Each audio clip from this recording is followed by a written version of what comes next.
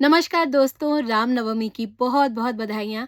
और आज जो मैं मंत्र गाने वाली हूँ, कहते हैं कई लोग ऐसा कहते हैं कि उसका जो पाठ है वो विष्णु सहस्त्रनाम के संपूर्ण पाठ के उच्चारण से जो लाभ मिलता है, आप अगर ये मंत्र बोलें तो उससे भी वही लाभ मिल सकता है। पर ऐसा तभी करें जब समय की कमी हो, वरना तो हमेशा यही कहा जाता है कि विष्णु सहस्त्रनाम का पाठ करें। तो आइए, मैं वो मंत्र गाती हूँ, आप भी मेरे साथ गाइए। श्री राम राम रामेति रमे रामे मनोरमे सहस्रनाम तत्तुल्यं राम नाम वरानने।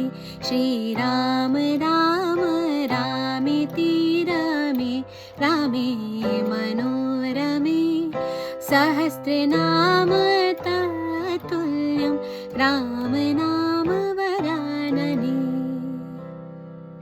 जय श्री राम।